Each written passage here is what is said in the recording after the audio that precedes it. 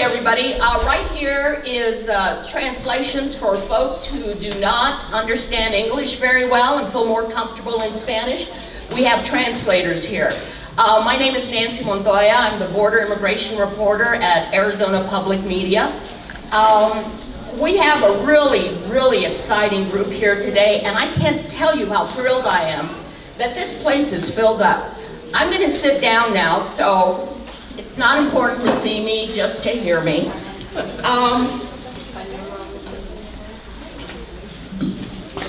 So first off, we're going to get started with a forum for Ward 1 City Council. Of course, you all know that this important event is all volunteer. I'm volunteering, they're volunteering, everybody here is volunteering because we care about this community, and the Barrios are a very strong influence in what happens in Tucson. Before we begin, I need to establish some ground rules. We're going to ask that everybody refrain from clapping. I mean, you can clap a little bit, but don't go crazy on us. And we're not going to give you a microphone to talk because we know that that sometimes turns into speeches. So instead, we have written letters, written notes, and folks are going to be outside taking those written notes. And if you have questions, please submit them, and I will ask the questions from here. And also, if we don't get around to all of the questions, the volunteers here will email those questions to the candidates and then make sure they get back to you. Now, the candidates here have all been given a packet of information containing 25 questions that the coalition and others have been reviewing, discussing, and debating regarding the city of Tucson and how they are handling the whole idea of gentrification. Gentrification is when, I know you guys all know this, but in case somebody doesn't, it's really basically when rich folk come in and they take over some of the houses and they are pushing out people who have lived in those neighborhoods for many years. Sometimes it's been generational.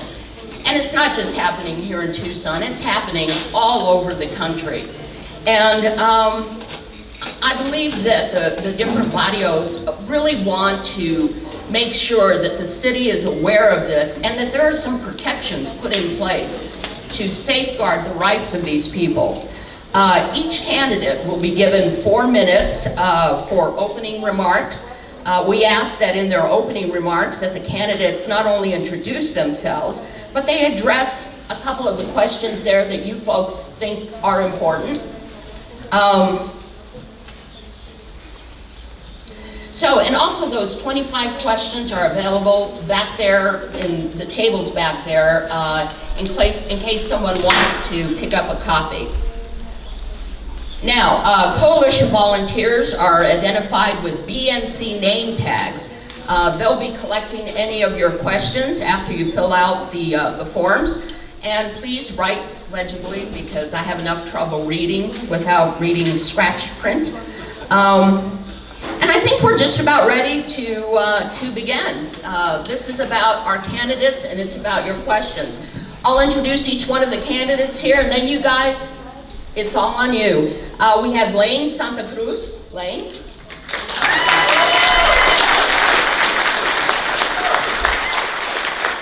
Sammy Hamed.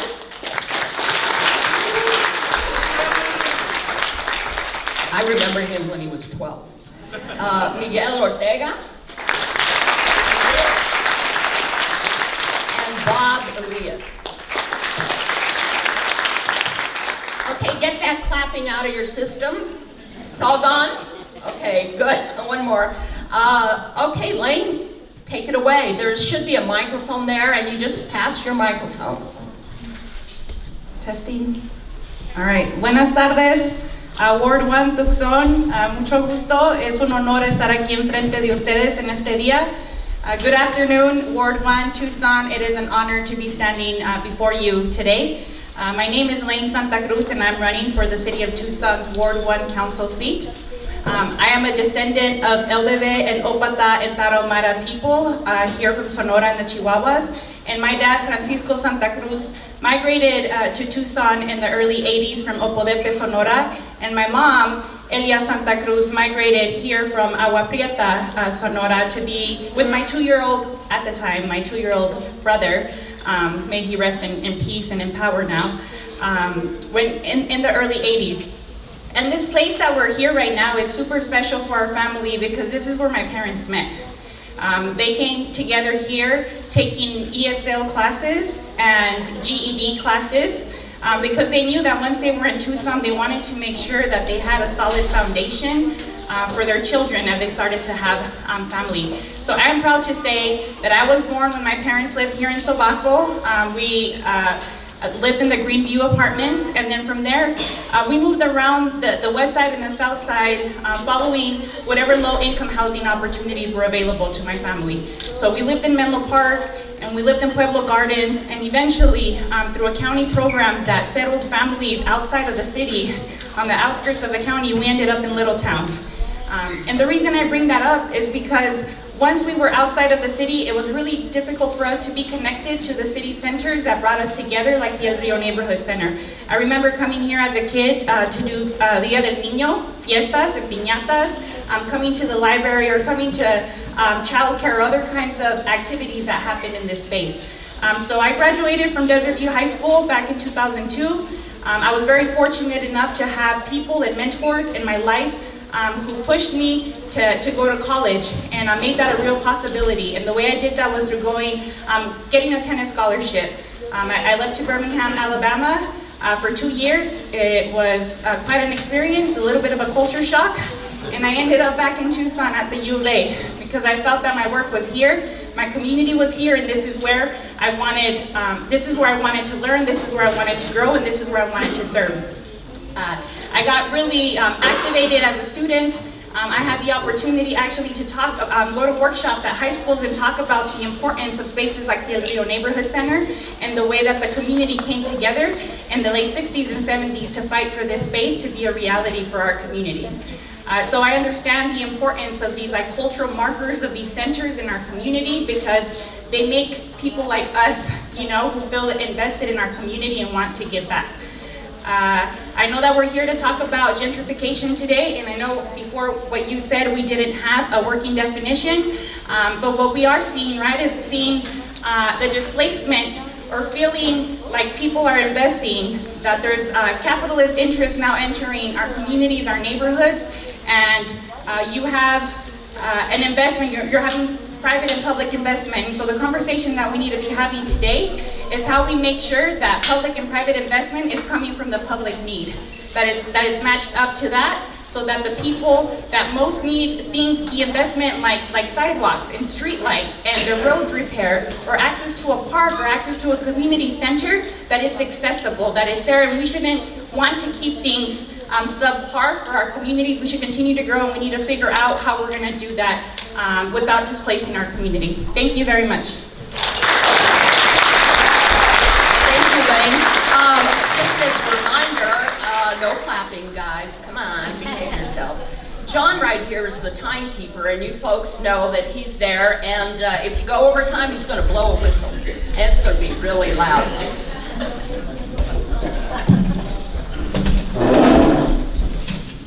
Good afternoon, everybody.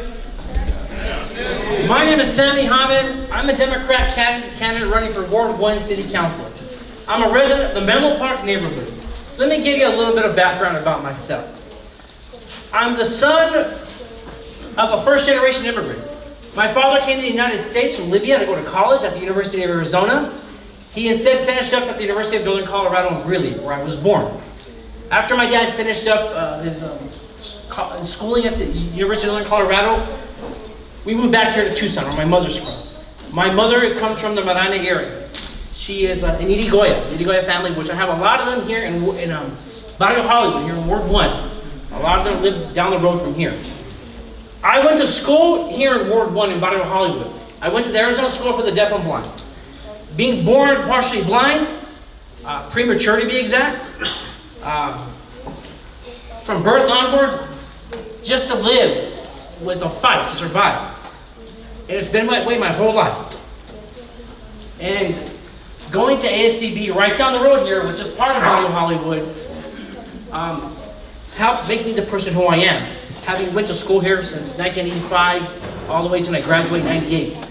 So Hollywood has been part of me, Ward 1 has been part of me, and ASDB, of course, is a good neighbor with Barrio Hollywood. After that, I went to Pima College and the University of Arizona, where I studied political science, as well as a minor in Spanish. And from there, I started my work with the public service, where I worked as an aide for Congressman Raul Grijalva, where I met constituents from all over the congressional district, most especially in Tucson, working on items of casework, people like you and me who may need help with the government, and getting things done, like any of the services and benefits you want, like Social Security, VA benefits, Medicare, immigration, you name it. You came because you tried to work it yourself and you needed the assistance, and that we were there for. After that, I went to work for Pima County, working in our Office of Emergency Management to make sure our communities are safe. And now I work as an employment specialist for Savvy Services for the Blind, where I help fellow blind people like myself and others either get into the workforce or go back into the workforce. Teaching them the skills to be independent and confident people, to be productive and independent in our society as workers. I'm running for Ward 1 because I care. I care because I want to make a difference. I want to stop the long time neglect we've had here in Ward 1.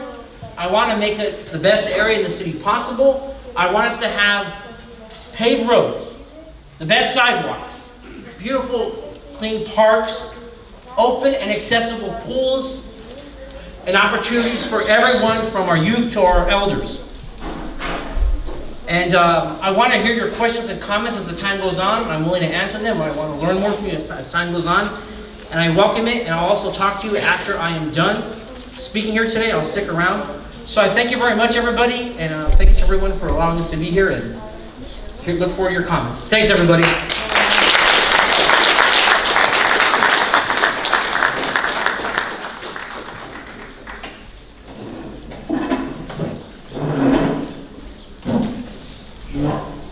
Good afternoon, everybody, and my name is Rob Elias, and I think I'm running for Ward 1, and if I'm not, I'm in the wrong room. But thank you so much for the turnout today. I want to thank the organizers of this event. I'd like to thank our moderator. I'd like to thank my fellow candidates, and especially you for being engaged in our democracy. Is so important, and the issues that the city faces are important. And it's so great to see such a wide audience, and I like to see them bringing more chairs out, which is nice. I don't know if that's here for us or the mayoral candidates, but we're going to take credit for that, right, guys?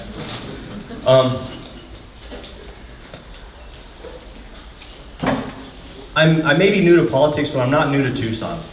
I grew up in the middle of town, right across from Reed Park, and graduated from Tucson High School, Pima College, and the University of Arizona, where I played baseball. You know, before I go any further, there's something that I think we should all know about is I want to pay respect to the passing yesterday of one of Tucson's oldest citizens, Carmen Amado Acevedo passed away. She was 110 years old, which is just amazing. And I truly hope that somebody documented the stories that she's told and the things that she's seen, because it's important to talk about who we are as a people. Which brings us to why we're here today, right? To talk about gentrification and the preservation of historic neighborhoods and the preservation of our beautiful heritage and culture. So, I've been lucky enough to be on this campaign for about 2 months now, a little over 2 months, and I've had a chance to talk to some incredible people. And every time we talk about gentrification, there are three main topics that come up. One, displacement is a concern. The two, the physical changes that gentrification can bring to our neighborhoods with the changing of our home inventory and the changing of our businesses, small businesses and large. And the third thing is the potential to change of our cultural character in our neighborhoods. Three very big topics that need to be addressed. Now, current mayor and council have done, in my opinion, a very good job with the balancing of development and preserving our neighborhoods. Councilmember Romero's been the Ward 1 seat, and you leave us some very big shoes to fill, so thank you for your service. The thing that is most important for us to talk about is the balancing and the engagement of our constituents. It's people like you and me that live in this beautiful historic neighborhoods and can tell these stories. And these are the things that should be happening. The fact that this room is so filled with people warms my heart, because I know that we have people that are engaged and the need to continue to talk about these types of issues. So one of the things that I want to do as your council member is to create from the office a neighborhood preservation advisory board where we can have these ongoing discussions and meet monthly, maybe quarterly, to make sure that we're maintaining the balance between growth and preserving our neighborhoods. Thank you for allowing me to share my thoughts. I look forward to your questions, and thank you for your time.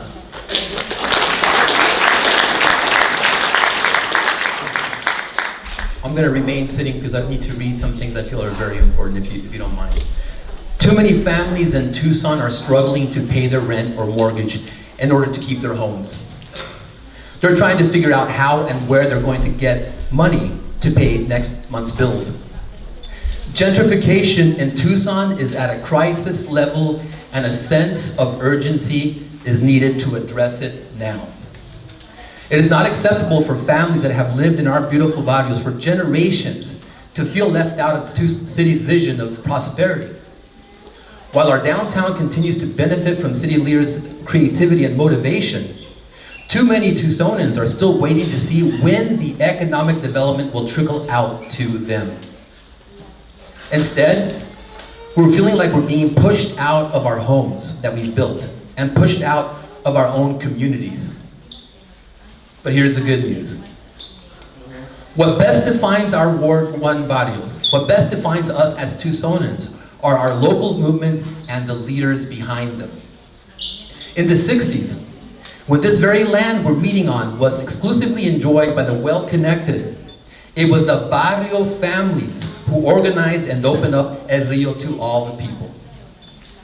When schools were failing our kids, local Tucsonans led the way to demand that Mexican American studies was offered at TUSD.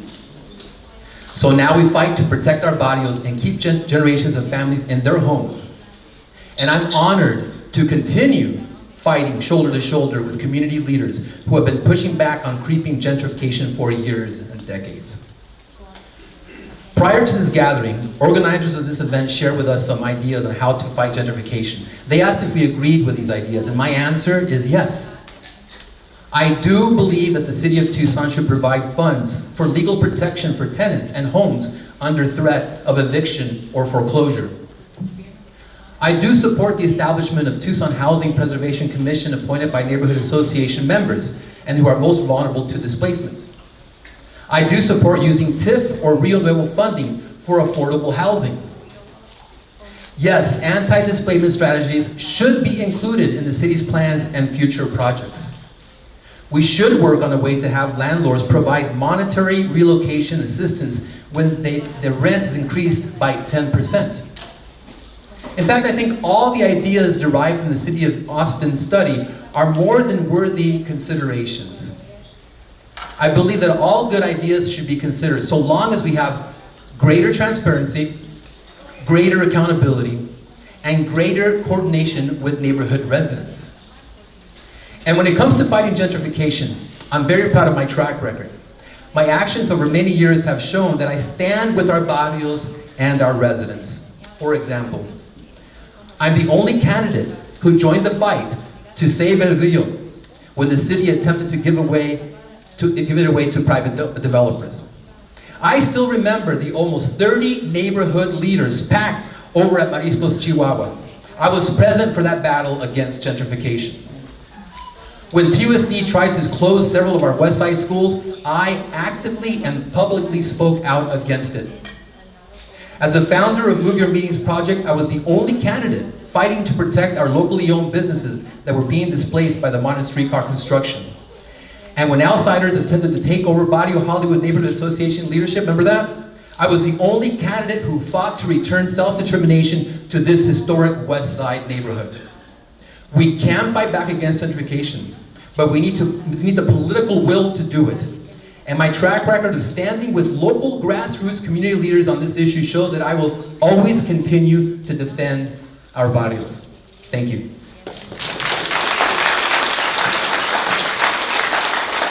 Of course, was Miguel Ortega. It's not going to work, is it? You guys are going to clap whether you want to. I tried, but that's okay. We have a lot of great questions here. Candidates, you'll have a minute each to give us your best shot at these questions. This one is about the University of Arizona.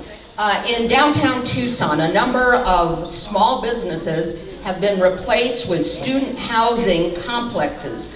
What are your thoughts on this trend? It's about encroachment of the U of A and the whole idea of where do we put all these students? Maybe we'll start back there with you, Miguel. When I was in the Ward 3 Council office as the Chief of Staff, we fought really hard to preserve housing for our neighbors in that area. There are several things that we need to do. First of all, we have to listen and recognize the leadership that's been fighting this encroachment for many, many years in that neighborhood. We have to make sure that the city includes those leaders with their ideas. So whether it's overlay zones, whether it's making sure that we work in partnership with the University of Arizona Police Force, whether we make sure to find best practices throughout the community, whatever we have to do, the students that come in, they have to respect the historic nature, they have to respect the quality of life of our residents.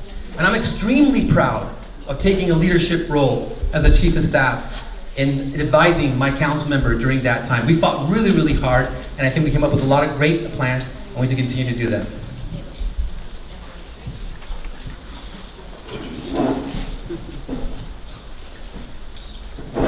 Thanks so much for the question and for the opportunity to answer that.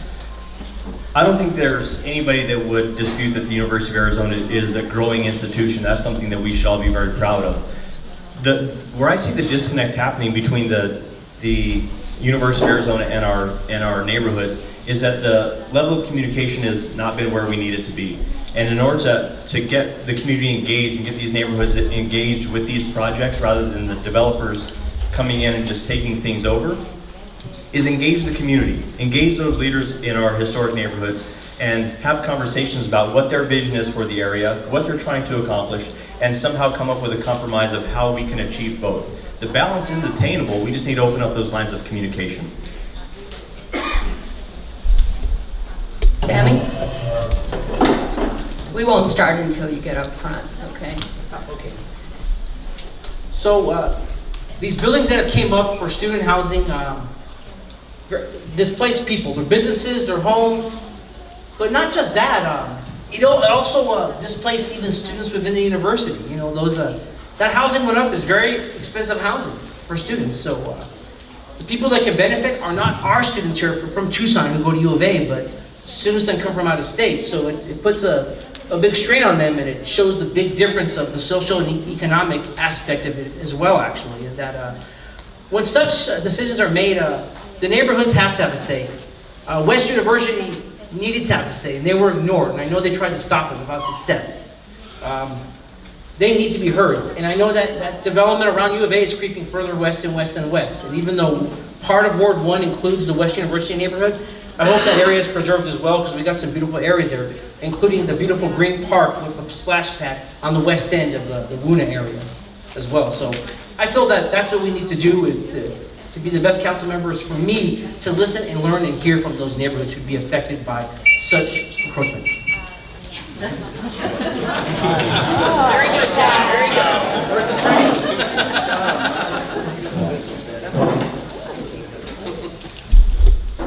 Are you ready, John?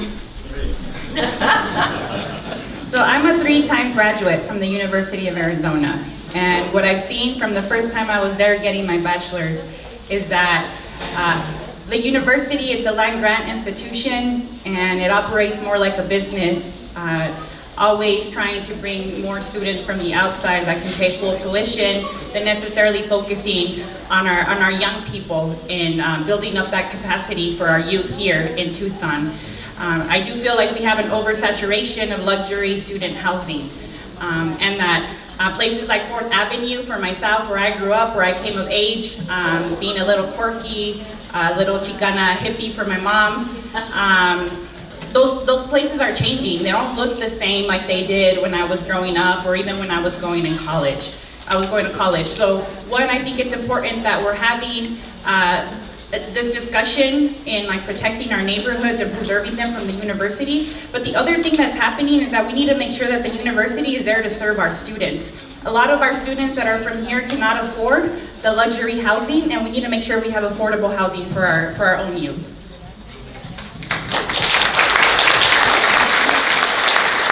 Thank you.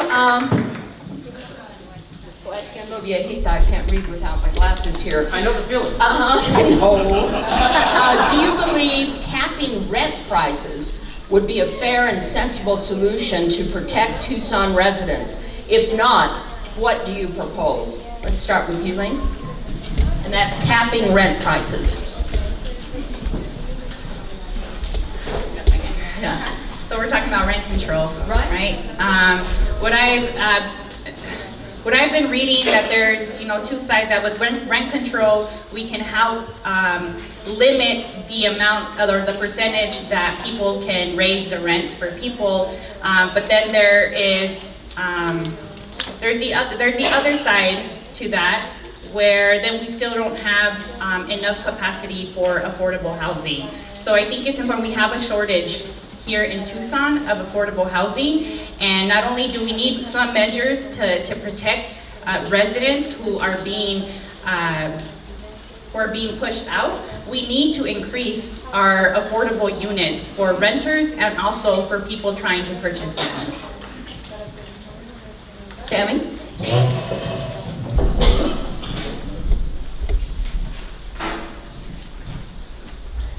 I don't think we need to rent control, if you will. I think what we could do instead is look at capping how much a percentage that can be charged on an annual basis, but I would not put an overall rent cap overall that could be done. I think that we have to look at both sides of it, what the renter wants, but also what the owner wants. People pay rent, but also owners have to maintain that place of living to make sure it's an acceptable standard, and also provide the things they need, like the water, the heating, the cooling, things like that. So my proposal would be is we cap the percentage that can be charged on an annual basis, though, but not put an overall roof on how much can be charged of overall rent. Thank you, Sammy.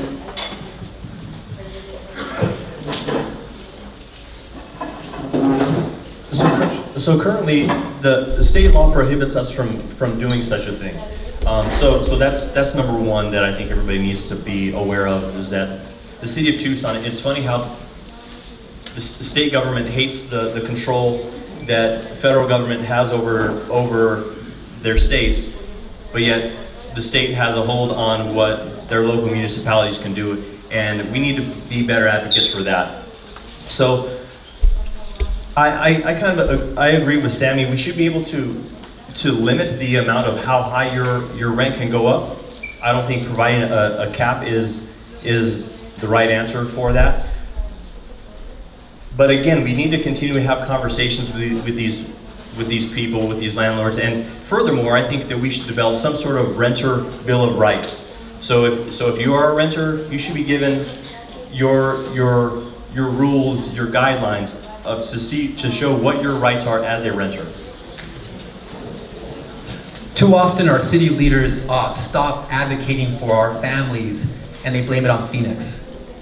Like I was saying earlier, all the great movements have been led by advocates, our Barrio, advocates. So rent control should be considered. It's used in other communities, and we need to look at renters as people who deserve that type of respect, just like homeowners. There's no difference except for, both are being displaced. That's the same thing.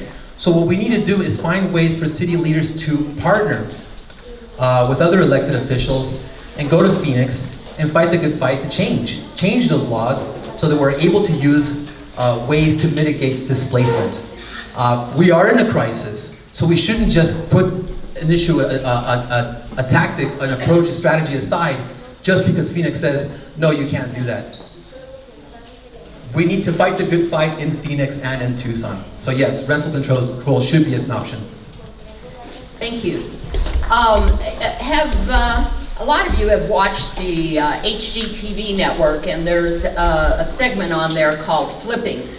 One person in the audience is saying, we're flipping our way out of affordable housing in many of our barrios, where big businesses come in, and they are investment groups, basically. They live in Arkansas or New York or Wisconsin, and they put a group together, and they go in and they purchase these homes that are affordable housing, and then they fix them up a bit and then jack up the price. Is there anything that the city council can do, anything that you folks would do, to put some kind of limits on this so that there's compensation or there's something done to help those people in those neighborhoods that are being flipped? Let's start with Lane. We'll start with you again. I'm gonna stay seated so we're not doing all this dancing. So I know I have a short period of time to talk about that, but I ran into that as somebody trying to purchase a home. I've been stuck in the home that I've had. And the reason why I couldn't purchase a home is because a lot of these homes need a lot of work. And even though they're $50,000, $60,000, you know, I don't have that kind of capital built up to do it. And a bank won't obviously loan for that and to do the investment. So the way we've set it up by people who are trying to sell their home and not being able to fix it up, not having access to fix it up before they sell it, we're setting it up so that it can only be sold to investors. So you've seen the listings of like investor deal or investor, you know, special, that we need to work with some of those families who are needing to move, that we could have like a public loan or a city, you know, a city bank where we try to have low interest loans to fix up those homes, or adding it as a lien to the house later, you know, until they sell it and then they can pay all of it off. But we need to have other alternatives.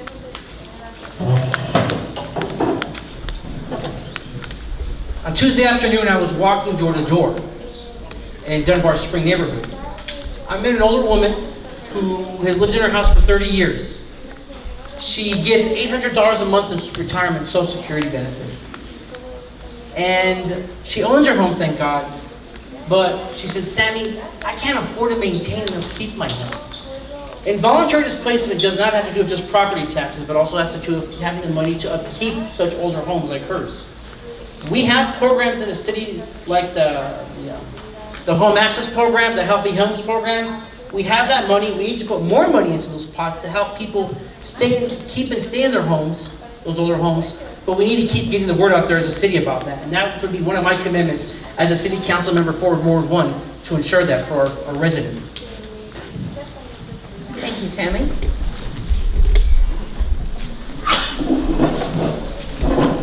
And Sammy basically just read my notes before he gave that answer. So, Sammy, don't lie, man. You see more than you allow.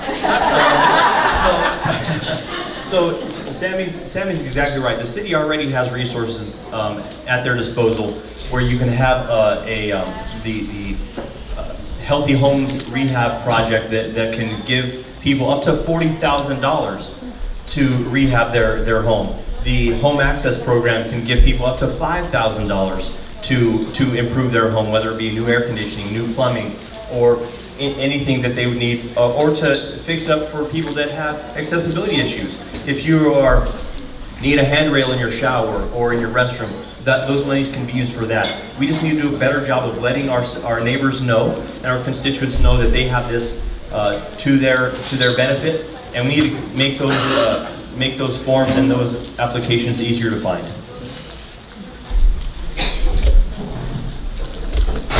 There are a lot of great programs that the city provides to mitigate these kind of issues that people are suffering. And an educational component is needed, a more robust educational campaign to educate folks so that they know what they can do to try to keep their homes. But I think the city needs to do more to advocate and to actually provide the neighborhood leaders who have come up with even better programs, even more aggressive programs to support folks, and not just allow for outside investors to come in and run roughshod over our barrios. And so what was needed is, I know that the mayor and council just recently voted to place a task force in to study the issue of gentrification. And it made me chuckle a little bit because I could imagine all the neighborhood leaders who have been working on this and have these incredible ideas. They're already a natural working task force, Barrio led. And I think what we need to do is do more to have them come up with more ideas and put them forward. That's what we need to do. Thank you. I've got about 8 questions here. Most of them have one word on them that says El Rio. And what people are asking is about the sale of El Rio Golf Course, the sale of El Rio to outside investors, causing yet another bit of displacement for the neighborhoods. Sammy, can you address that? And what are some of your thoughts?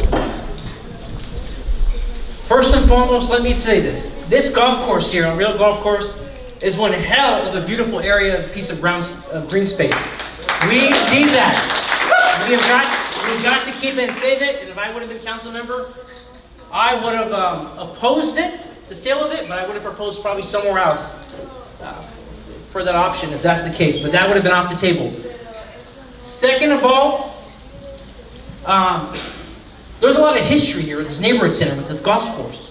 You don't run over history and wipe it out like we're seeing in our neighborhoods. We shouldn't do this here. This is a gathering place like we're all here today, you and I. This is a place where we make change happen. This is a place where we bring people together of various backgrounds and socioeconomic statuses. This is a place of history and a place of the future.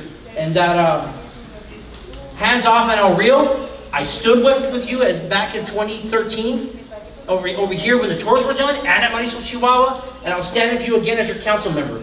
Thank you.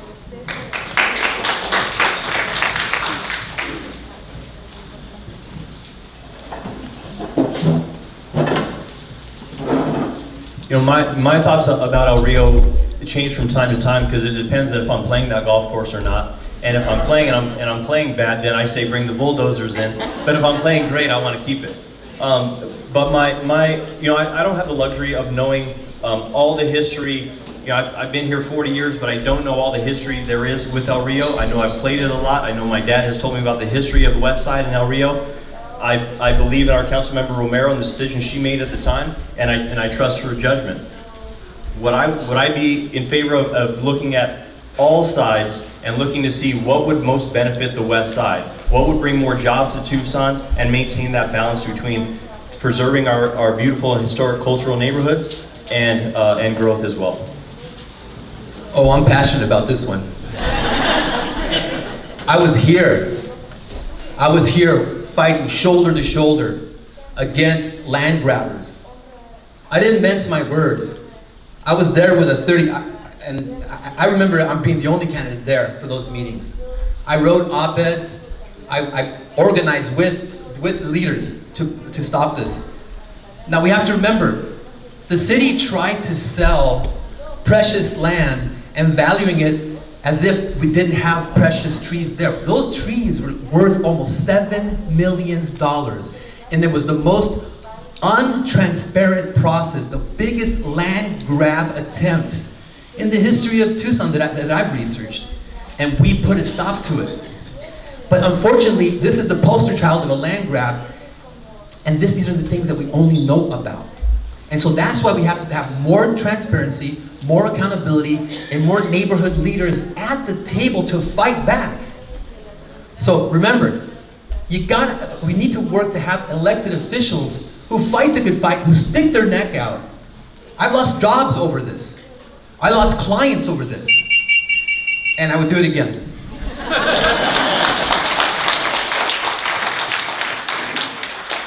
Boy, that whistle's annoying, isn't it? Go ahead.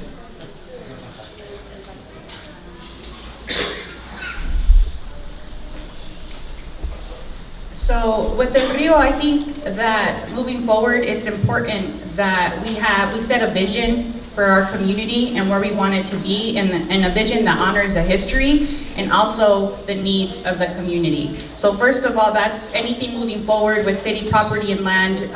It needs to be an ongoing dialogue with the community and what the needs are. I also realize that there is a lot of distrust still in our community, so it's important that as elected officials, that we keep those doors and those lines of communication open to be transparent. As somebody who's had to navigate the city technology, and when there are requests for information, that there isn't a uniform process throughout the city to make sure that information is getting out to the community. So I think it's important that we look at those processes internally to make sure that the community outside sees that it's an open and transparent process and that they have access to information that they need when they're requesting it. Thank you. We've also received several questions on what you would do differently in order to help those who are low and in some cases extremely low income, to open up more places for them to live and live a decent life. What would you do differently than what's being done right now? Let's start over there at the end. The other day I was walking, I took part in a Barrio Anita walk, and one of the things, a tour with Luis Mena, it was really nice. And I couldn't help but looking at the incredible space that Barrio Anita is. It's gorgeous, it's beautiful. And one of the things we noticed was a lot of the open land that is there, a lot of vacant land. And in talking to the residents there, they came up with incredible ideas. And they talked about the fact that, we're not being listened to as to what kind of ideas we can have to develop those areas. They talked about affordable housing, of course. They talked about gardens. They talked about centers that serve the barrio's needs specifically. Open greenways. There's a beautiful proposal that Luis Mena has been working on, a greenway that would connect Barrio Anita to Blue Moon. There's a lot of incredible ideas. And so what we need to do, and there's also a lack of taking stock of what kind of open lots that we have. So we need to do a better job of doing that and connecting with the leaders to provide that information. Well, I want to congratulate myself and Lane for being the only two candidates not to get a whistle yet. So I think that's important. We talked earlier about the Healthy Home Rehab program and also the Home Access program. We need to tell people more about those opportunities that they have within the city and continue to do a better job of funding those. The second thing I would do is open up better lines of communication with our constituents. In a ward that has over 100,000 people, it's sad that this race for four really good candidates is going to come down to maybe 6,000 votes. And so we need to get more people engaged in the process. If they're not engaged in the process and tell us what the issues are, it's hard for us to solve those problems. So opening up new lines of communication, going to more neighborhood meetings, opening up better dialogue with some of the leaders in these historic neighborhoods is going to be crucial, and we need to continue to do that.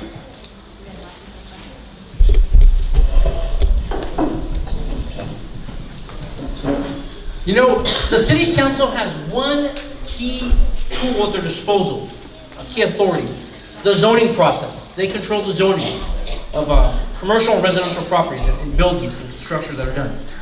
And to solve the question of housing, affordable housing for low-income people, I would use that authority when it comes to planned area developments, when they're building big housing projects, that has to include a decent percentage of affordable housing in it. That's what I would do. But not just that, let me tell you something here. I just learned a story the other day about people who used to live in the old Armory Park apartments next to the Armory Park Senior Center. When they sold that apartments to a developer, they turned around and they put them in the new apartments at Sentinel Plaza. They displaced those people and took them away from their connection of their neighborhood senior center. I wouldn't do that. They may be different housing, but I don't want to take them away from also the opportunities that they live that are near where they're at. Thank you. So yes, we need to prioritize affordable housing and leveraging federal funds for these kinds of projects. But at the end of the day, we still can't have a demographic of people that are rent and mortgage burdened. So what we need is living wages here in the city of Tucson. We need to continue the fight of bringing up the minimum wage to 15, and that's just to like get by. You know, that's just an entry level getting by wage for us. We need the housing, and we need a better transportation system so that then people aren't also having to rely on owning vehicles and having insurance and maintenance issues, that they have a reliable and affordable public transportation system that can also take them to their place of work, to school, to their place of service. So we need to invest in our infrastructure to be able to do that. But it's multiple solutions to do that, because just housing, it's more than that. Thank you. Well, someone here has a solution for affordable housing. If you're not for selling El Rio to Grand Canyon University or some other entity, would you be in favor of giving some of that property to be developed for low-income housing? What are your thoughts on that?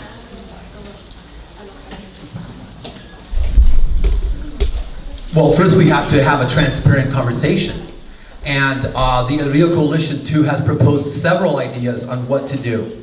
And as it stands right now, there's an actual motion, there's an actual ordinance that basically says that we're leaving it open for further discussion on developing El Rios, which basically means that it has not been taken off the table, the possibility of selling it to developers.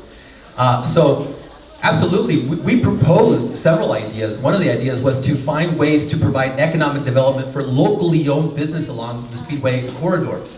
We proposed different ideas on how we can open the park out. You know, Joaquin Murrieta Park is bursting at the seams. There's quinceañeras and birthdays and piñatas where people are parking on the actual parking lot, I mean actual park, because there's no more parking lot space left to park. So before we start talking about all these great ideas, I think the first thing we need to do is listen to the residents that have already brought up several great ideas and just are not being listened to by the city.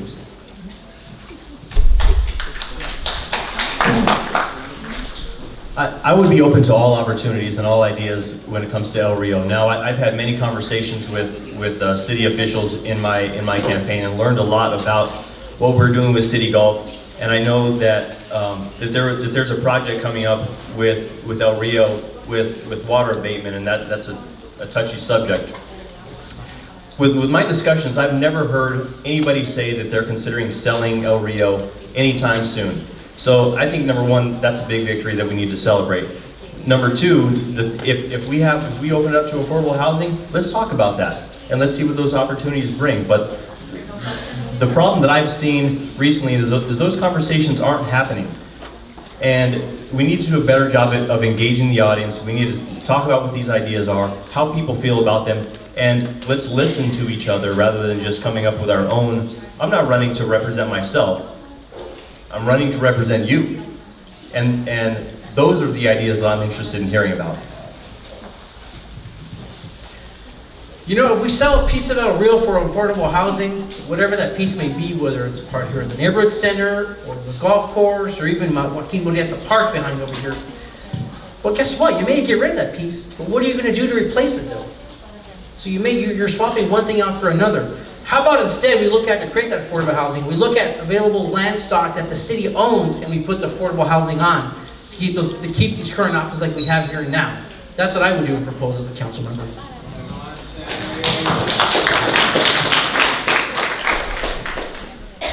The original fight with El Rio was opening up this country club that was in the middle of outhouses and dirt roads to the people in the community. So that was you know, the fight then, and so we have this beautiful center to thank for all our veteranos, our veteranas, our elders who made sure that we had this space here. And part of the intent was to continue opening it, right? We opened this section of it and it's still closed off to the rest of the community. So I know that from talking to folks in the community, they're still interested in there being a connection between the center and to Joaquin Murrieta Park. So I think it's important that we have, as a community, talk about what that vision, what do we want to see, how do we honor the history, how do we move forward, balancing out the needs of the community, but we need to make sure that everybody's at the table. The residents, the school district, the business owners, the people that are most impacted by anything that happens there is who should be leading that conversation. Thank you. I have a very important announcement. Some of you have pissed off the neighbors. Whoever parked in front of the neighbor's mailbox, please move your car. You know who you are. There's a bit of a segue here. We've gotten several questions on creating a sanctuary city for Tucson. And there's some that say, well, why wouldn't you say this is a sanctuary city instead of an immigrant-friendly city when no cities have really been punished yet? So, some thoughts on creating a sanctuary city, officially declaring it. What are your thoughts? Start with Miguel. Well, yeah, it's a no-brainer. I mean, we're the home of the sanctuary movement in the 80s. Let's have a little bit of courage. Let's have a little courage and just support it and endorse it. Why not? The Democratic E-Board voted 75% to support it. The LD3 Democratic Committee that represents the entire area voted unanimously to support this initiative, okay? And the Young Democrats voted, I believe unanimously, or almost unanimously, to support it as well. It's a no-brainer, and it's a safety issue. We don't want anybody to have a second thoughts about calling the police when domestic violence is occurring, okay? Because they're afraid of being deported, because the police are doing border patrol work. No, we want our bodies to be safe. I'm the only Ward 1 candidate to endorse this initiative. And that's a shame, and I hope my colleagues will join me today.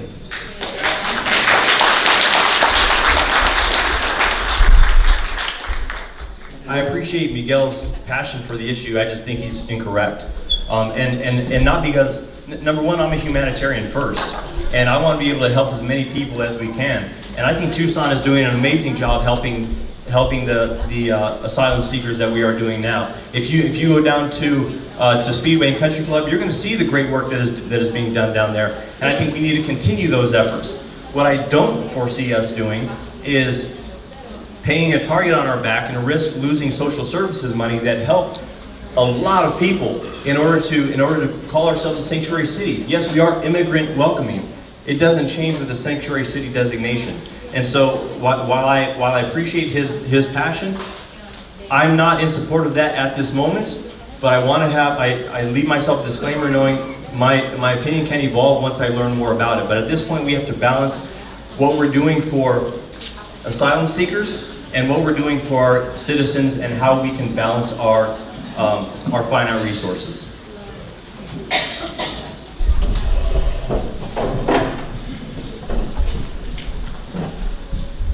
For 7 years, going on 8 years, I go to Valencia Library once a week, and I teach a citizenship class for people with college adult education, for persons who want to become U.S. citizens, who've been legal permanent residents for as little as 3 years to as much as 30 years.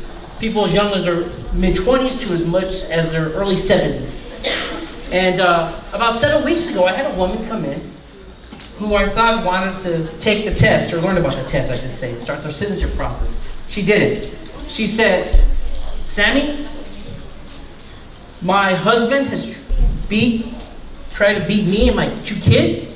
I called the police, they removed him, thank God, but I need help. She couldn't get an order of protection because the courts didn't know the Spanish. And I told her to talk with her merge, which she did. A week later, she got the order of protection. She needed that help to get the special visa because she's undocumented. As a result of her story and others, to protect crime victims, I do support the Sanctuary Initiative. If it doesn't get on the ballot, I give you my commitment as council member. I will work to put what you want into ordinance.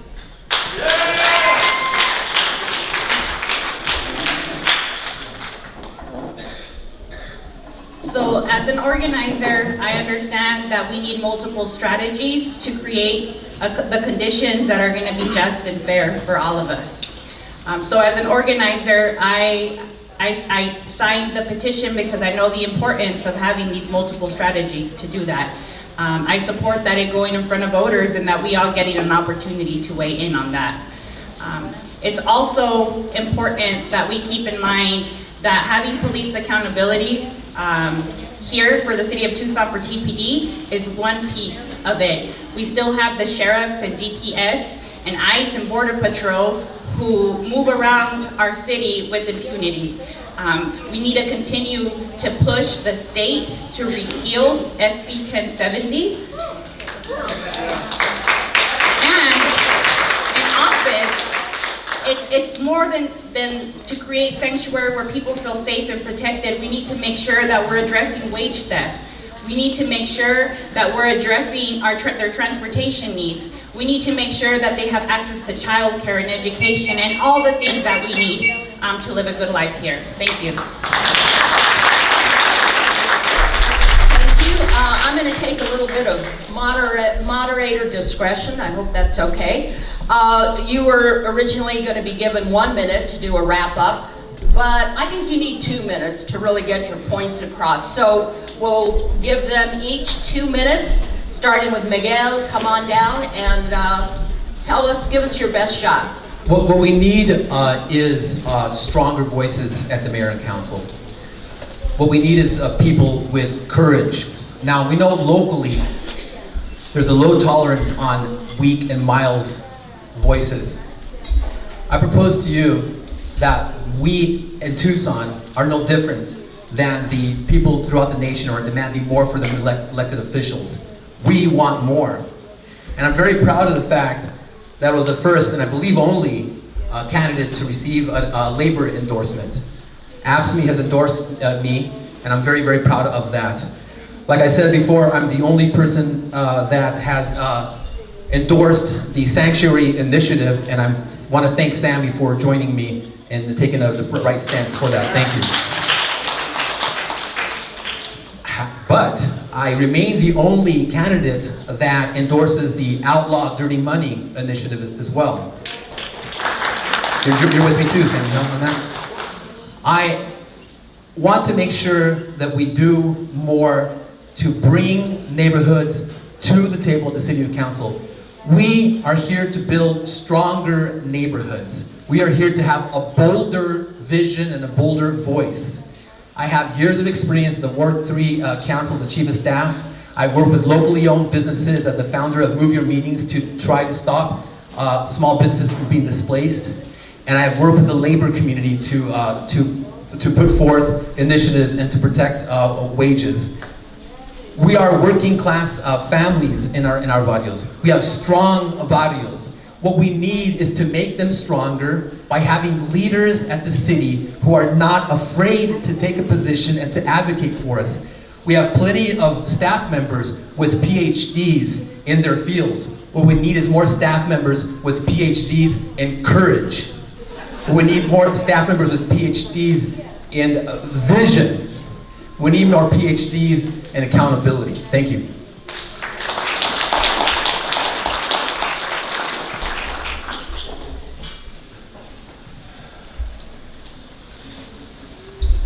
Give me a second, John.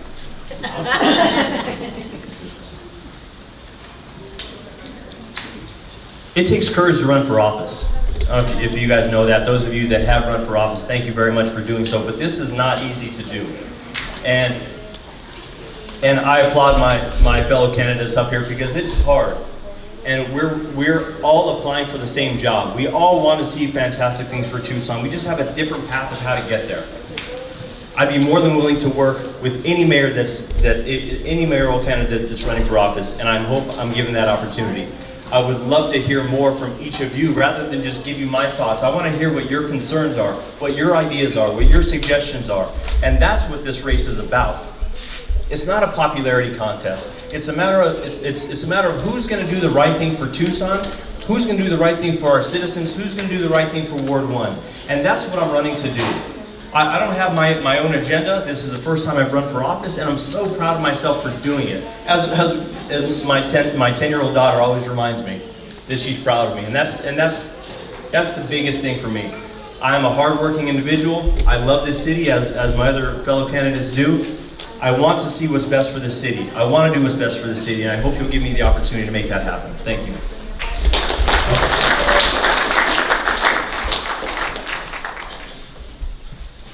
I want to thank you for being here this afternoon with us and hearing us talk. The question that's probably on your mind is, what makes me unique and why I should be elected to the city council? Well, I'm unique in this case among me and my opponents. I got one eye, not two. I have no car, whereas they may have one or more. I get out there. I've worked in this community a long time, whether sitting on the city's transit task force to make our transit system better, which I use, not as a choice rider, but as a necessity, or helping to protect people, make sure they get good affordable housing at Primavera, where I serve on the board on, as well as fight for the rights of people with disabilities and the Arizona Center for Disability Law Board. Those are some of the things that make me unique. And not just that, I'm getting out there and knocking on neighborhoods' doors. I don't want them to come to me telling me their concerns. I got places like this, which is great. I go to you to hear your concerns and ideas and thoughts. And if I'm elected to the city council, that's one of the things I'm going to do. You don't always have to come to me. John, what did that sign say? You could. Thank you. I'll come to you if elected. I want to hear you by keeping going to your neighborhood association meetings, walking those neighborhoods as well, and talking to you and seeing what's going on. I have two good ears. I will listen to you, not speak for you as much, because you know what, ladies and gentlemen, you all got a pretty good voice here in this room and people outside. You speak for yourself pretty darn well.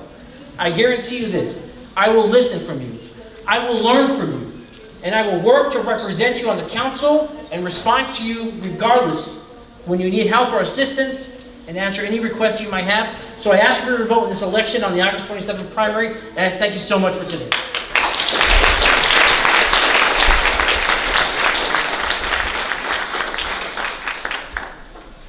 All right, so I don't know if y'all are aware, but when Regina first got elected into Ward 1 back in 2007, she made history. It was the first time a woman was ever elected into that seat.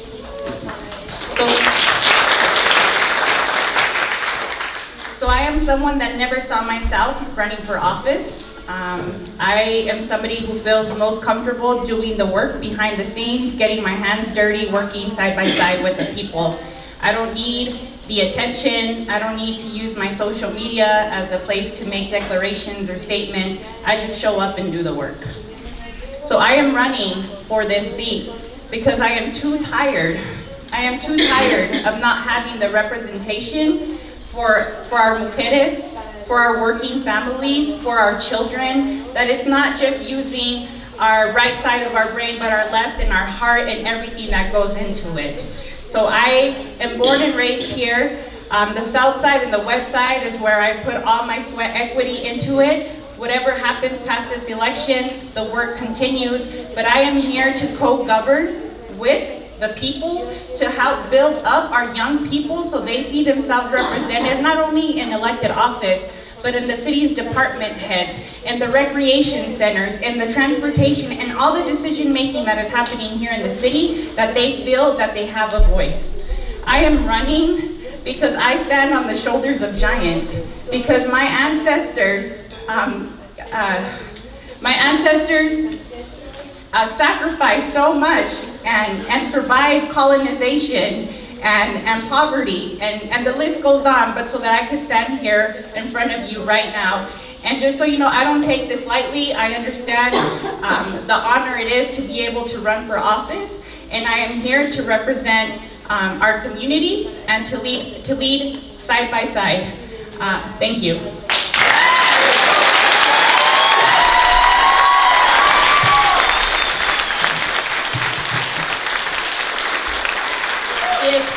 It's not easy to be up here, to bare your soul to people. And I want to thank all of you. I'm so proud of this area because you were respectful and you listened. And but you also have to vote.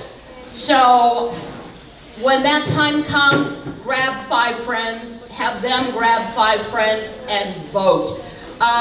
Thank you very much. These forums are not easy to put together. I was contacted months ago, and all I had to do was show up. The volunteers here have been working endlessly on this, and so let's give them a round of applause.